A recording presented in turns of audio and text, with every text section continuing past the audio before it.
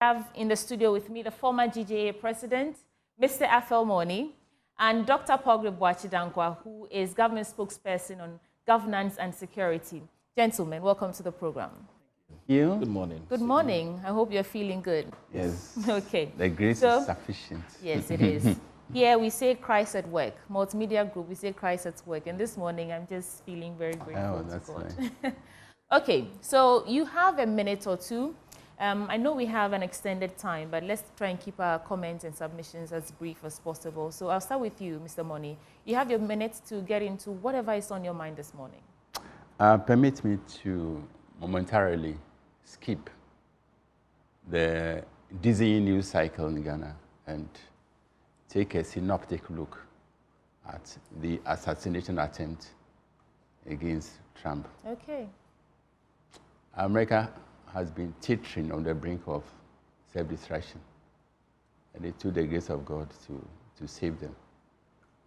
The implications are just incalculable. Global insecurity and what have you. So thank God that at least there's a semblance of stability in the U.S. Right. And,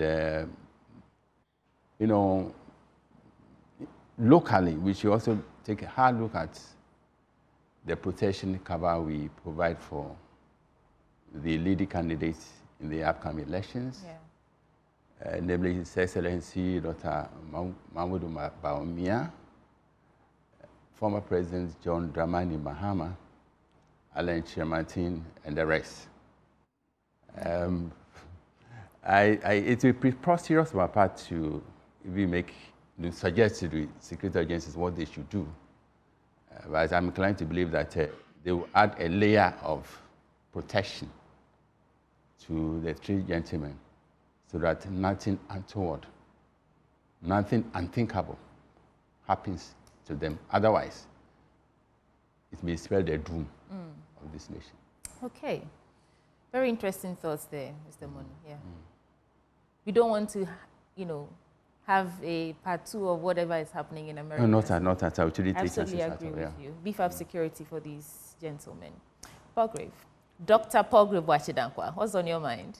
Well, Sweetie, good morning to you, and good morning to my senior brother, and good morning to your viewing public. You know, last week, something unfortunate happened. The research design director for Rolls-Royce and Cameron was also assassinated in his home in Germany. 74-year-old man. Yeah. He was a research director for Rolls-Royce from 1999 to 2012. And you are aware how I have very keen interest, particularly in Rolls-Royce and other vehicles that exhibit affluence and wealth and the innate nature of God's ability. And so I joined the family of Ian Cameron, who was assassinated in his home in Germany, and wish the entire Rolls-Royce fraternity the deepest condolence. And I'm certain that as investigations are ongoing, they'll be able to ravel this one-man assassin who went into his home and caused his untimely death. Really, really sad. We can only be careful, but I think God protects us all. And I share your sympathies with the families of this gentleman. Right, I'll start with the Daily Graphic. I'll do the headlines, get into about 3 major stories, and then I'll come to you. And then we'll get into your stories, your papers as well. But let me announce to you that the Daily Graphic starting now. On the front page, Tertiary Business Schools Challenge launched. President nominates 2 to Supreme Court. YEA empowers 600,000 Ghanaians, President Akufo-Addo comments agency. GRA exceeds mid-year targets by 138.69 million Ghana cedis. Let's get into the paper now, and I'll start from page 3 on this story about YEA empowering 600,000 Ghanaians. It says the government has estimated that over 100,000 beneficiaries of the Youth Employment Agency have positively impacted the livelihood of over 500,000 individuals in the last 4 years. YEA was set up to, among other things, work towards reducing youth unemployment through skills development, monetary assistance, and setups to enable the youth to create employment for themselves and others. This number is impressive, but what is the current unemployment rate and underemployment rate? We'll get into that when I come to you for your submissions. And then UAE lifts 2022 visa ban on Nigerians. The United Arab Emirates have lifted that 21-month-long visa ban on Nigerians. And Nigeria's Information Minister Mohammed Idris said the UAE's decision to lift the ban that has been placed since October 2022 came after mutually beneficial negotiations between both governments. And that is on the international front. And there's an editorial here on the Snate Hotel saga. They said Labour must be more dynamic. And last we heard of them, they were saying that, going forward, they're going to be more vocal about issues that concern them and the nation as a whole.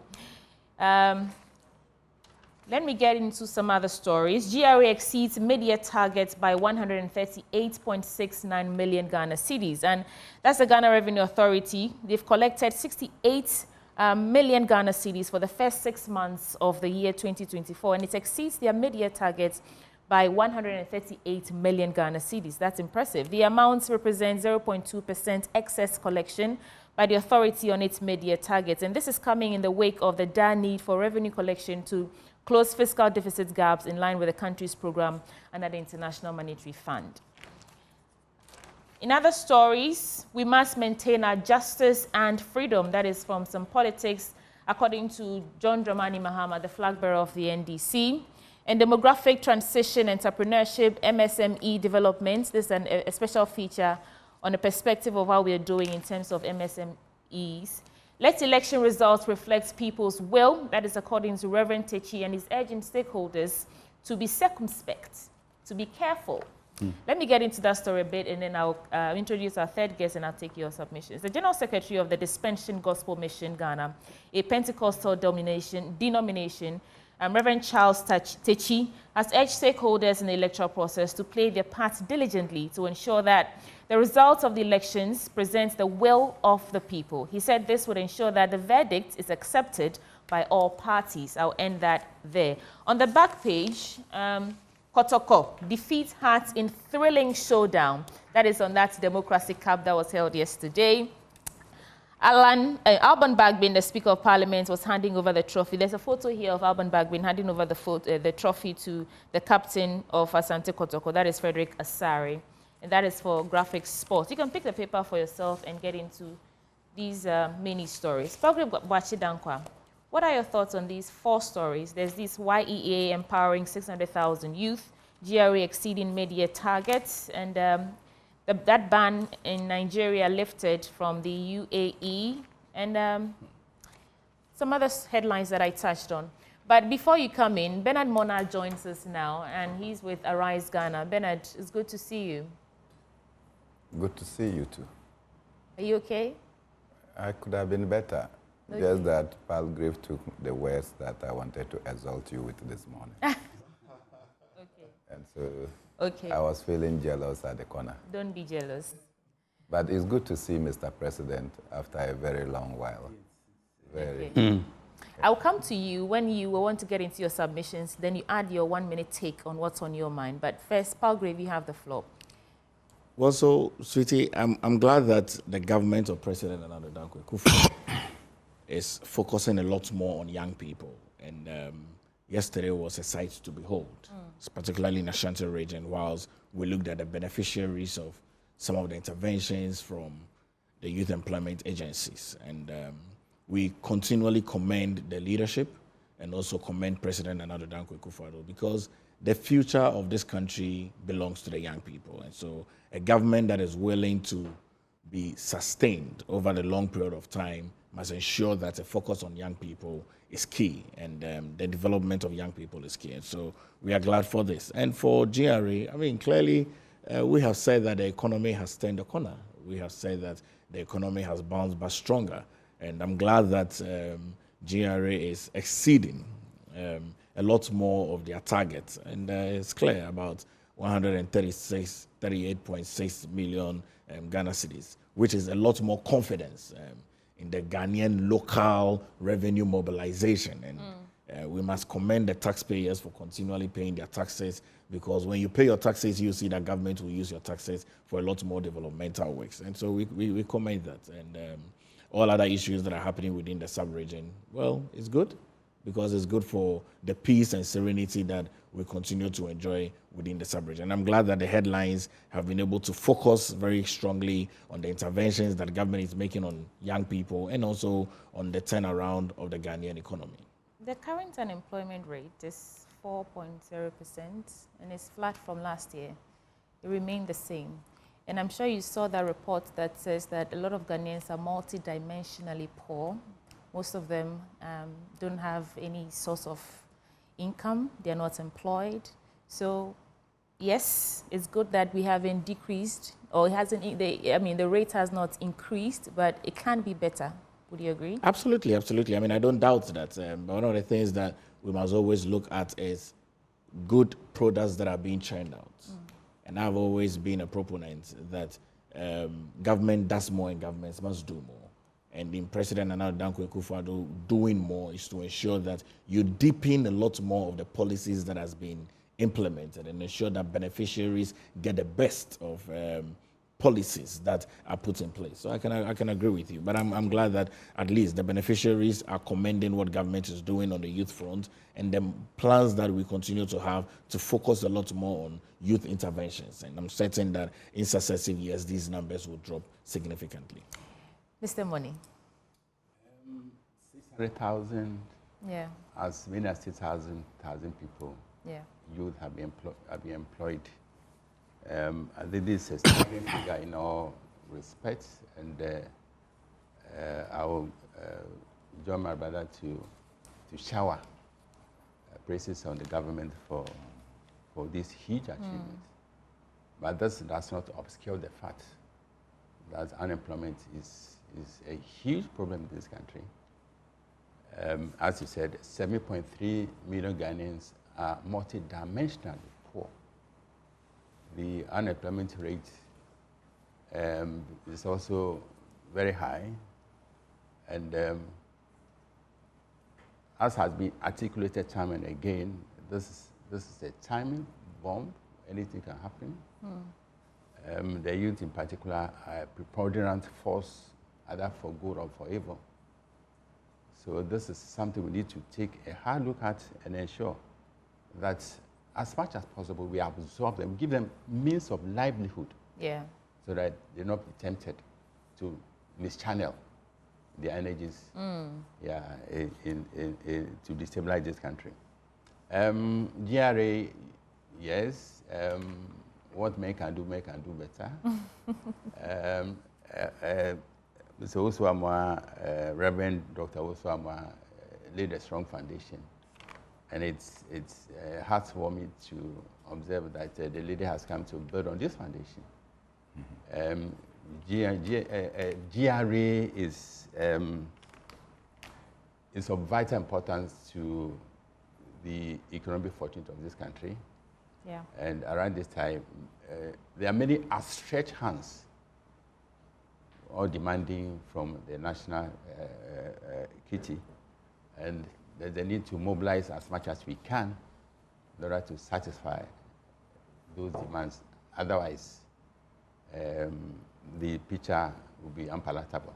Okay. So kudos to Madam Isiem. You have our maximum support. We continue to encourage you, whilst sharpening our eyes on how best to protect the public purse, even if it may sound political. Well, I hope that this revenue mobilization is not affecting the ordinary Ghanaian and leaving those who actually should be contributing more, giving them some field day. We know that it's regular people like you and I who pay the most taxes, and there are businesses who find a way around it. You know, parliaments, there's that conversation about tax exemptions and all that. But it says good news if they've exceeded their own mid-year target. Yeah. So yeah, congratulations to the team. Yeah. Mr. Mona. Well, good morning to you, Palgrave and President Alfred. Morning. Apologies for coming in late. First, is the disturbance in Kenya. Right. As you are aware, just yesterday, protesters still demanding the resignation of President William Ruto. Yeah. One of them was killed. What it means is that it's not Uhuru in Kenya, as we all know. The threats of bad governance policy evolutions can undermine democracy. And all leaders are enjoined to listen and listen good to the cries of citizens. Yeah. And not to say that once you have been put in office, you are the alpha and omega, you can do what you like, and citizens will simply tolerate. The disturbances in Kenya, first, that led to the withdrawal of the financial bill. But the withdrawal left in its wake several deaths, and you cannot retrieve them. Families are destroyed. I'm also excited that the police and the security agencies are beginning to reason, because the youth decided to teach them a simple lesson, that you beat us on the streets, you will return home and your family is also well beaten. And so to that extent, the police have to know that you are dealing with citizens just as your own. And for me, I think that the African Union in particular must sit up to look at the issues in Kenya, not just fold these arms and think that things will settle the way it will. Right. That is my take on disturbances in Kenya. Now, I'm surprised that all of a sudden we are talking about 600,000 people with the National Youth Employment Agency. Why are you surprised, Mr. Mona? Just a few days ago, multidimensional poverty by the Ghana Statistical Service indicated that Ashanti region is the most hit. And just coming forward, we are also told that more than 1.9 million Ghanaian youth, ranging from 15 or 18 to 39, 35, are not employed. And all of a sudden you are telling us that 600,000 people are with the Ghana Youth Employment Agency. What are you trying to say? Well, they say that you are trying to rubbish. The Youth Employment Agency has recruited some of these. You are trying to rubbish the fact that the Ghana various. I'm saying that you are trying to rubbish what? Why? Why are we talking about the Youth Employment Agency? That's what they are doing. No, what are you talking about? We should get full employment for them. You don't know the raison d'etre behind the formation of the Youth Employment Agency? That they should get temporary jobs that will transit them into better jobs. And I'm saying it's better than none. And for we sat here and subjected ourselves to one of the transient policies of NAPCO, and we have in our hands a difficult situation where people have worked. Over 65,000 of them have not been paid for more than a year. And we are still dealing with the unemployment situation as if we don't care. Youth Employment Agency is not a panacea to permanent jobs for our young people.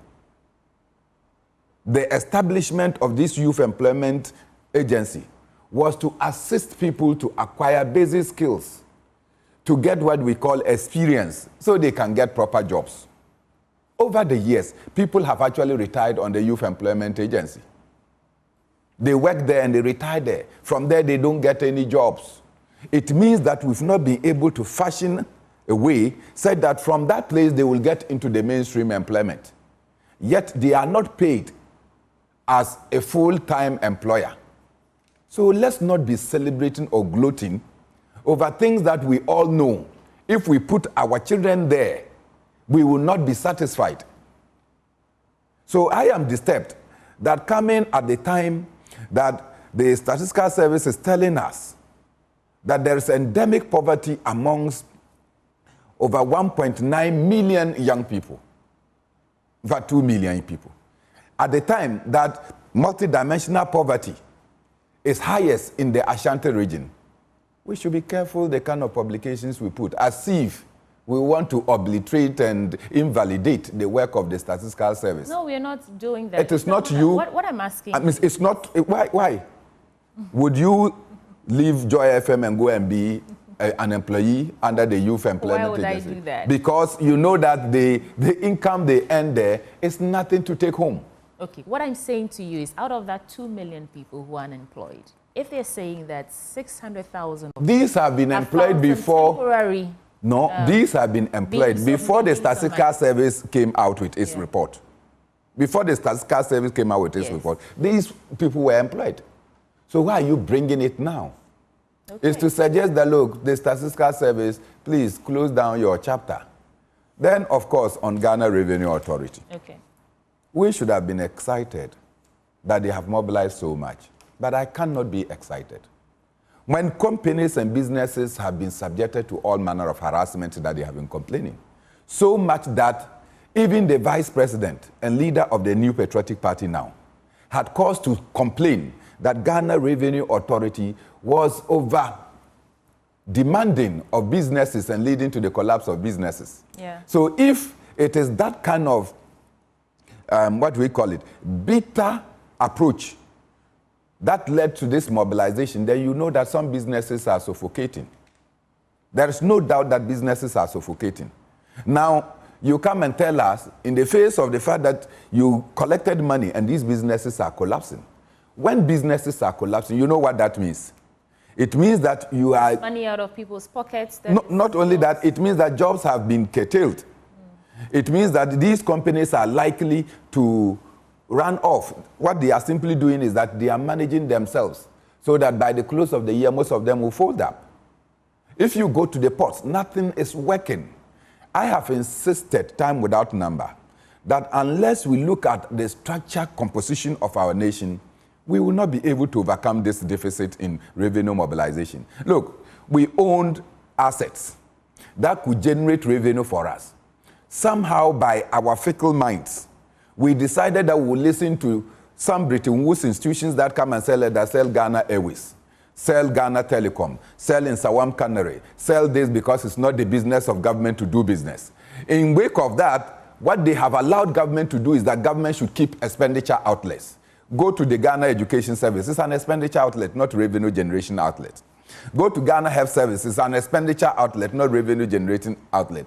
Go to the security services, it's expenditure. So why would somebody come and tell you that close all the inflow sources and keep the outflow sources? Okay. And you are wise enough to do so, then today you are squeezing and muzzling out businesses and telling us that you are increasing revenue mobilization. Hold for me. Luckily for us, we have government spokesperson here. Paul Graham, these two issues that Bernard just raised, one on the challenges in the transition of the youth under this YEA program to actually gain employment, proper employments where they are paid to their worth, and then squeezing the average taxpayer, some of them running out of business so that they can so that they can mobilize this money that they are saying they've exceeded their mid-year targets. How do you respond to those? You know, for Bernard, who wants to become president, I think that it would have been good for him to really comment what government is doing. You spoke about the data of people that are unemployed. Yes. The fact that it's been stable for about 2 years and counting. Was the same figure 2023, the same figure now? That's what you said, yes. There was the same figure in 2023 and it's the same figure now. You know, so I'll tell you one truth. A number of these youth intervention initiatives are not necessarily a stopgap, but they are a continuum to ensure that people don't lay idle. That you use the skill, you enhance the skill, you give young people the opportunity, and young people can transition on.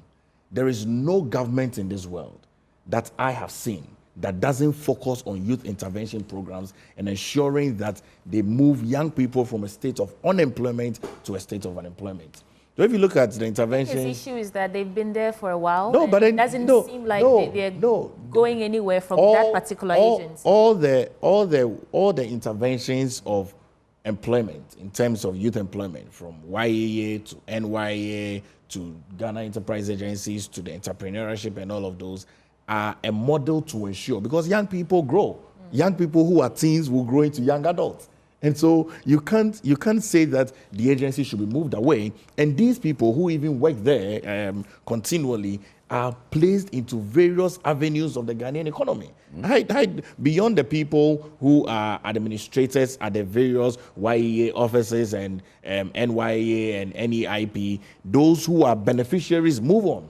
Because the goal is to equip them so you can move them on and bring another batch of people and equip them and move them on. I mean, if you look at the stories that are here, one of the things that the YEA CEO stated were that because of the equipping nature of these young adults, the security services should endeavor to be able to take advantage of their services. You recall in recent years when we recruited a lot of these traffic people. You remember them? They were standing at every... Those were pre-preparation into avenues where they can enhance their own potentials and skills.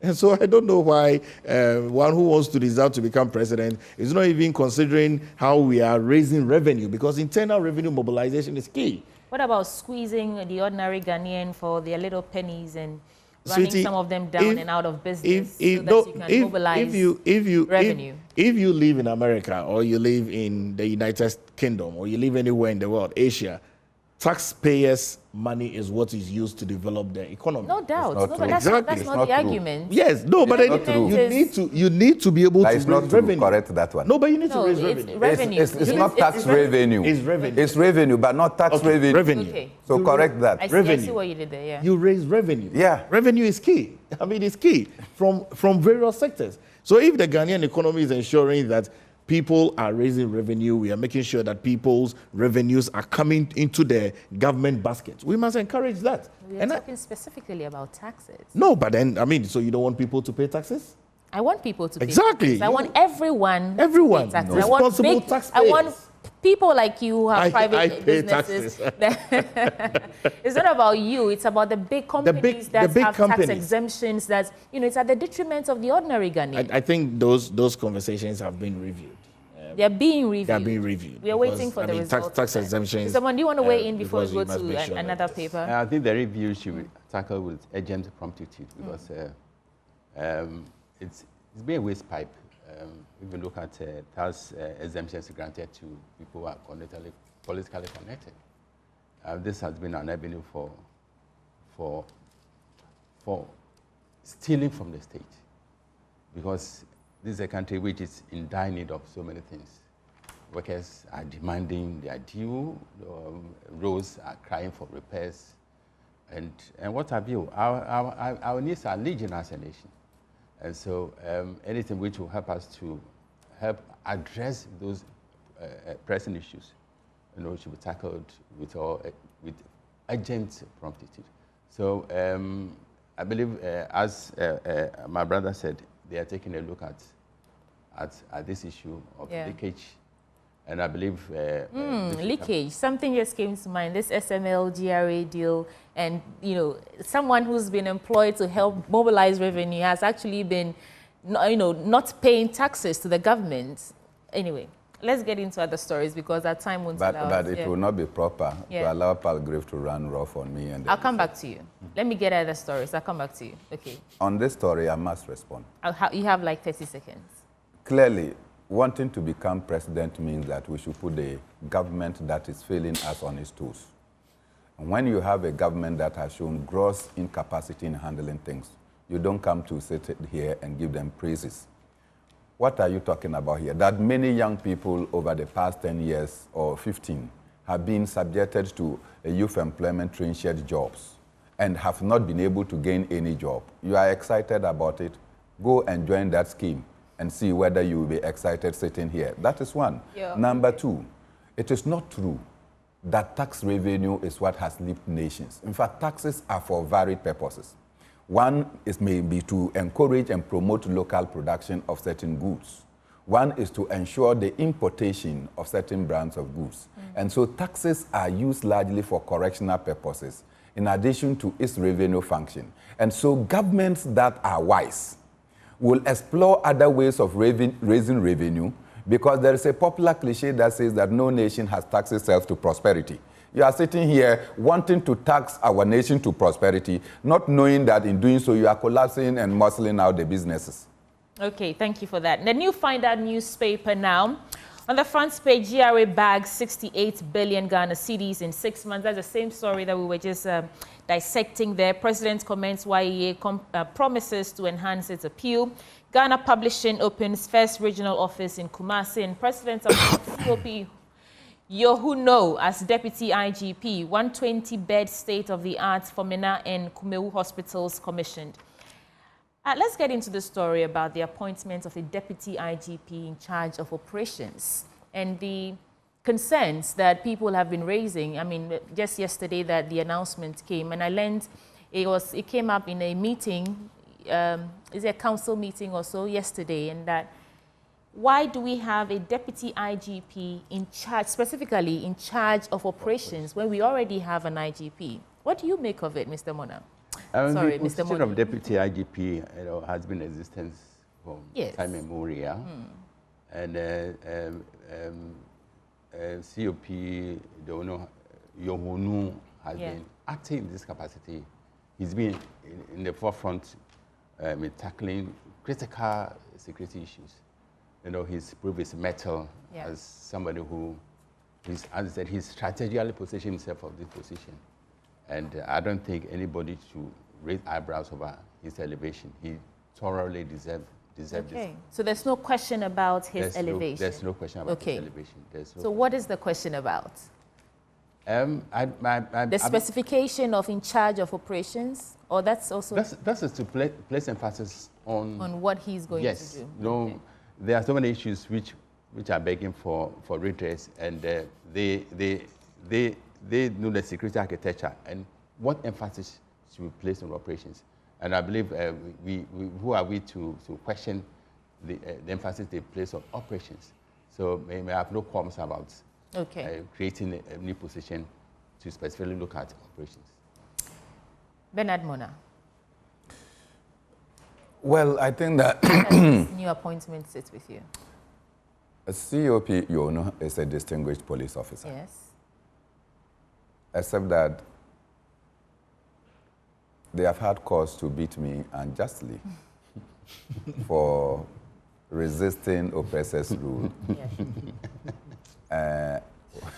Mr. President, but you know that unjustly they have beaten me. It's an operational hazard. And then they've thrown tear gas on me. They have thrown dust on me. You know dust. They hang helicopter and just smoke us with dust and what have you. Beyond that, I think that he's a distinguished policeman. I also know that he has served as the Director General of Administration at the Ghana Police Headquarters. And he has served in many capacities as Regional Commander and other operation fields. His competences cannot be underestimated. Right. And knowing that in most instances when Dampare is not available at certain important events, including protests that are of high tension nature, it is COP Yohuno that normally will come to calm the situation. And I recall that on the 28th of February 2022, just here, no, not February, 28th of June, he was the one in charge, but the demonstrations went bad. Eventually, they came up the next day stronger to ensure that the protesters were accorded the necessary protection that will lead to the protest. I've had cause to congratulate him on his elevation, but I also assured him to keep soaring higher, that when I become president in 2025, he is in contention for the IGP position, because I think that is a distinguished man, despite that there are instances that they have run very terribly on us. Palgrave, why now? Why not now? Why now? You are government spokesperson on security. Very why clearly, now? Everyone on the panel. Why 5 months to elections? Very clearly, everyone on the panel agrees that COP Yohuno's elevation is right. And with all the issues that are happening around the world, with all the issues that are happening within the sub-region of West Africa, with ensuring that we protect Ghana as a beacon of hope and peace sustainably over the long period of time, I think that his elevation is one of the best decisions Yes, as well. no doubt. But why now? That president has made. I mean, and I'm saying, why not now? Hey, tell me, you tell No, me that's what why I said. now? Yes, why not now? I mean, because we're in a very heated contest, okay? And I place that in the sub-region. We have turmoil in Burkina Faso, in Mali, in Niger, a number of influxes of terrorism. There are governments that are being overthrown. There are military juntas, and so we must ensure that we have our men on the ground. So this is merely beefing up our security? Absolutely, absolutely, and ensuring that we have our men on the ground and our ears are on the ground, and our borders are protected, and internal security is also protected. Let's do some other stories. I'll just do quick headlines and I'll come to you, Paul, for your paper. Disruption in check-in systems at KIA due to fiber optic system failure. That is according to the Ghana Airports Company Limited. President comments YEA. We've delved into that story already. Dr. Baumia urges petroleum sector players to capitalize on the African Continental Free Trade Area opportunities. A new report indicates growing support for military interventions in Africa. I'll get into this briefly and then I'll come to you. A new report by Afrobarometer reveals that while Africa's youth share similar levels of support for democracy as their elders, they exhibit a greater willingness to tolerate military intervention when elected leaders abuse power. And the findings were presented at the Afrobarometer's inaugural flagship event in Accra on Wednesday yesterday. And the report, based on surveys conducted in 30 countries over the past decade, highlights a troubling decline in opposition to military rule and overall satisfaction with democracy. So first, the youth are saying that maybe democracy is not what we really need, because it looks like the saying goes, power corrupts and absolute power corrupts absolutely. Our leaders seem to be drinking a lot from the well of power, and they're not paying attention to the cries of the populace. And we saw that turn around because organized labor decided that they're going to speak up and, threaten the government with this never-seen-before industrial action. So what do you make of it, Mr. Mona? Well, what I can say... Youth, aligning with military intervention as compared to democracy. What is democracy supposed to do? You tell me. It's supposed to give people the opportunities and to assure them that their voices and their votes matter. But when democracy turns out that it is the votes that matter, but our voices don't matter, then it means that democracy has lost the script. And in many instances, it is that we are urged to come out and vote. In fact, for us, democracy is about elections, nothing more. But after the elections is the manifestation of the expectations of the people. What do we expect when we cast a vote? We expect that we will have water. We expect that our tax level will be manageable. We expect that we will get jobs. And this is what I say for those who understand basic economics. We have a basic consumption function that tells you that this consumption C must be equal to A plus BY, where A is independent of whether you have income or not. Okay. But B is dependent on the income. So where income is zero, it means that B will cease to exist, right? But the A that is independent of income means that you must educate, you must have health care, you must have shelter, you must feed. You understand? You don't have them. And that is why when you go to the Scandinavian countries, they have chosen that they will manifest basic economic functions. That look, whether you work or not, whether the state is able to assist you to get a job or not, it is the duty of the state to ensure that at least you get to eat. Because they know that when people don't get to eat and they are hungry, they become a threat unto themselves and to others. And so we go out there to vote. And then when we finish voting, the rest of the things that the people that we have voted for should do, they actually speak to us with such vulgarity. And that is why President Achampong once said that the issue of one man, one vote must be equal to the issue of one man, one bread. All right. Because if people don't get to eat, then democracy is irrelevant. And that is how come that people have voted and voted for 32 years, and it appears that we have toyed with their votes. So now they are aligning other ways, and that should be our worry now. Just the example, when the statistical service tells you that 1.9 million people have not gotten jobs, you just get up and come and tell us that you have employed 600,000 people. Mr. Wani, Professor Bafo Ajimanjia was saying that democracy in Africa here is not a problem, but the problem is that it's been corrupted politically. So is that what the youth are protesting against? Is it that the political corruption that's affecting the kind of democracy we practice here in Africa? Is that what African youth are saying, that, okay, if that's what we're getting, then we will prefer to go to autocracy or military intervention? What do you think? It is evident beyond contradiction that democratic decay has taken over democratic ascendancy in so many African countries. And so decay gives rise to democratic distemper, where the youth will take the law into their own hands and it openly embrace military takeover. So this is happening in the Sahel state, and this should serve as a fountain of lessons to Ghana and other countries. Okay. Yeah, the symptoms are rife. We see them.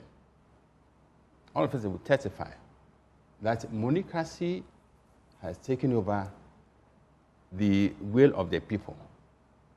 Now its ability to pay, which will determine who goes to parliament or who ascends the highest office in the land.